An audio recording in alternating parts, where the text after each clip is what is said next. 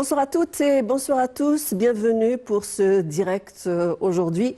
Nous aurons le plaisir de discuter d'un sujet qui est un sujet majeur dans l'économie égyptienne, qui serait la question de l'agrandissement de la superficie agricole et la bonification des terres, avec tous les projets nationaux colossaux qui ont été entrepris par l'État, sur lesquels on va revenir. Et j'aurai le plaisir pour discuter donc de ce projet, donc le projet phare qui serait l'expansion de l'agriculture dans le delta. J'aurai le plaisir de recevoir et j'ai le plaisir d'avoir ici mon hôte, monsieur Nadim Samna, qui est notre expert en économie. Bonsoir. Bonsoir. Bienvenue pour ce direct et on commence tout de suite par l'actualité présidentielle du jour. Aujourd'hui, le chef de l'État a reçu une délégation de représentants, de chefs de représentants de plusieurs grandes entreprises internationales œuvrant dans le domaine de la gestion et de l'exploitation des lignes maritimes et des terminaux commerciaux, également des conteneurs internationaux. C'était en présence du ministre du Transport, Kamel El Wazir. Également était présent le commandant du commandement stratégique supervisant l'industrialisation militaire, Ahmed Khaled, et le commandant des forces navales, Ashraf Alwa. Tout de suite, on va suivre ce commentaire.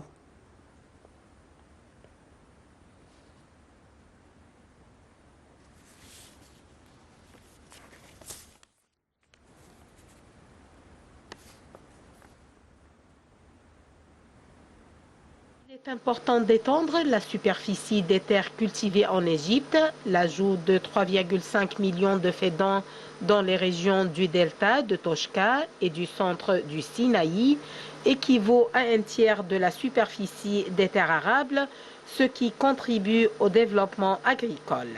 Ceci a exigé beaucoup d'efforts, de temps et de coûts. C'est ce qu'a déclaré mercredi le président Abdel Fattah el-Sisi en inaugurant le complexe des usines d'engrais azotés à Ain el-Soukhna, qui regroupe 6 grandes usines.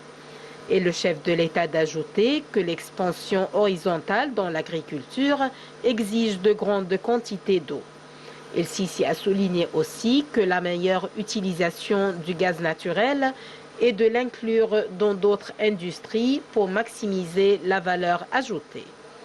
Accorder de l'intérêt à l'industrie exige environ 800 millions de dollars pour établir de nombreuses usines afin de répondre aux besoins locaux et à l'exportation, ce qui prend beaucoup de temps, a fait savoir le président.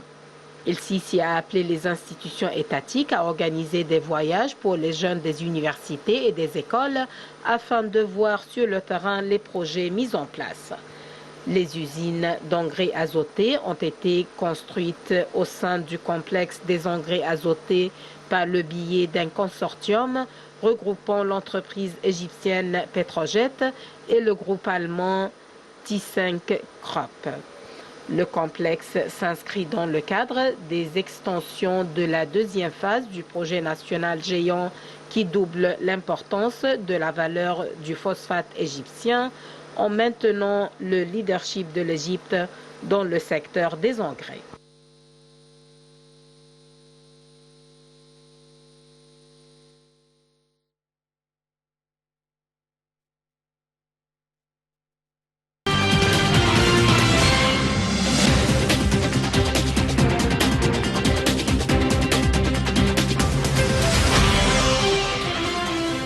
C'était donc quelques détails sur cette inauguration qui a été effectuée hier par le chef de l'État, Abdel Fattah el-Sisi, en compagnie du chef du gouvernement, Dr Moussa Mohamed Bouili, où il y a eu question de l'ouverture de six usines qui travaillent essentiellement sur cette question de l'agriculture et de la bonification des terres, cette question de l'ouverture des usines, des engrais, qui sont donc d'ordre azoté et également phosphaté.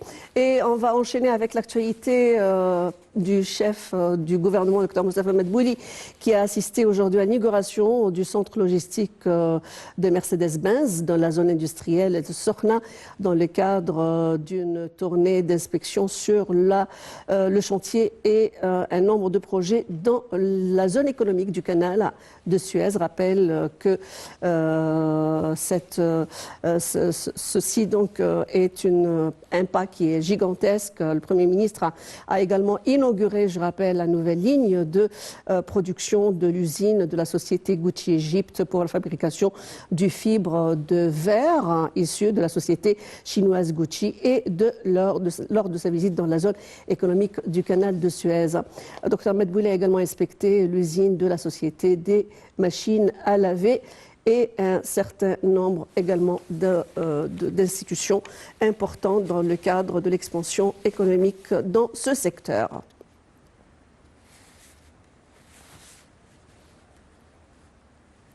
Voilà, donc nous sommes avec vous dans ce direct. Je réintroduis encore une fois mon hôte, Monsieur Nadim Samna, qui est notre expert en économie.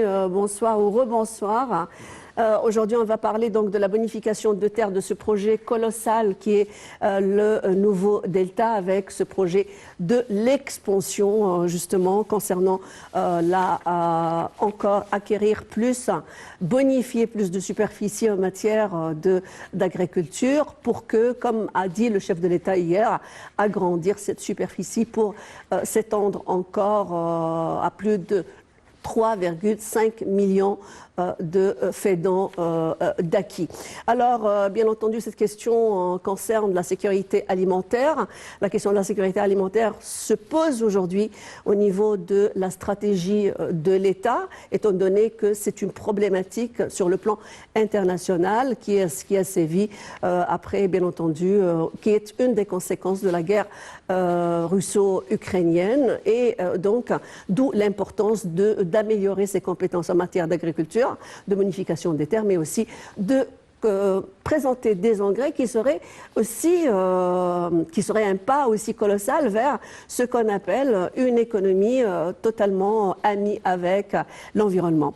Alors, je rappelle également, avant de passer à la suite, au détail de tout ce travail qui a eu lieu, il faut dire que le chef de l'État a affirmé l'importance également d'étendre la superficie des terres cultivées en Égypte, soulignant que 3,5 millions de fédans dans les régions du Delta, de Touchka et du centre du Sinaï, évoquant, je pense, également un tiers de la superficie des terres arables.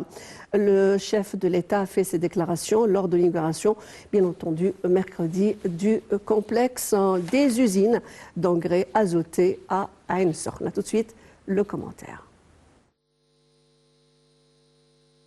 L'Égypte a inauguré son projet de sériculture.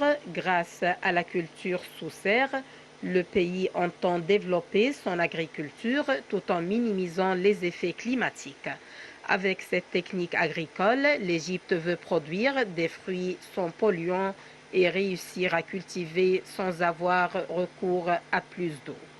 L'objectif à terme étant d'assurer l'autosuffisance de la région tout en créant des emplois pour les populations. Comme ces sous-serres ne consomment qu'entre 60 et 70% des quantités d'eau nécessaires aux cultures traditionnelles en plein air, elles produisent également des cultures agricoles de quantité en contre-saison. Elles contribuent alors à accroître la production intégrée de cultures de légumes et de fruits sur les marchés. Le ministre de l'Agriculture et de la Bonification des terres, El Saïd El Kossir, a déclaré que le projet sous serre est l'un des plus grands projets adoptés par le ministère, vu qu'il permet de faciliter les prêts de 5% d'intérêt. La première phase du projet, des 100 000 serres, a commencé avec un coût d'environ 40 milliards de livres. Elle a été lancée dans le cadre du projet 1,5 million d'acres en juin 2016. Le projet a démarré sur une superficie de 100 000 acres dans 7 régions différentes sur la base de la répartition du projet national de la bonification des terres qui sont les régions de Ouest Ménia, Maghra, Sinaï, El Marajda 1, El Marajda 2, Halaïb et Chalatine. La production de la sous-serre sur une acre équivaut à celle de 10 acres régulières. Ces produits sont tous naturels, biologiques, irrigués avec de l'eau pure, telle que l'eau potable, conformément aux normes internationales.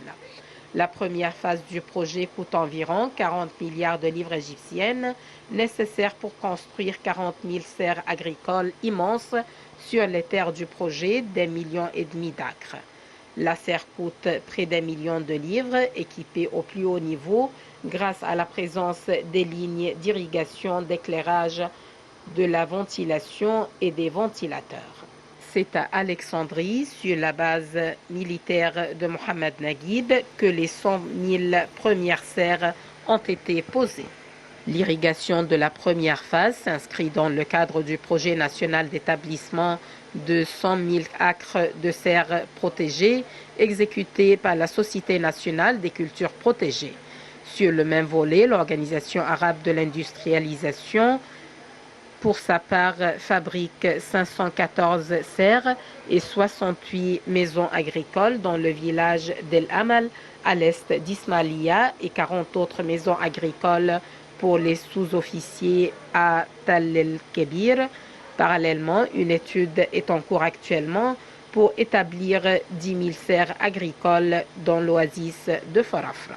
El Kousser a ajouté que l'importance du nouveau système pour la culture des sous-serres se manifeste dans l'usage des technologies et des modèles très modernes dans l'agriculture, ce qui découle à des rendements économiques élevés, à la hauteur de la production et à la réduction de la quantité d'eau utilisée dans l'agriculture. Il a souligné que le projet répond aux besoins des exportations des produits de ces sous-serres, vu leurs caractéristiques de haute qualité, leur faible consommation d'eau d'irrigation, ainsi que l'absence de gaspillage de leurs produits. Ces serres ne ciblent pas uniquement la production agricole, voire elles sont étroitement liées à des processus de fabrication organisés qui permettent de réaliser un rendement élevé résultant des unités de la terre et d'eau.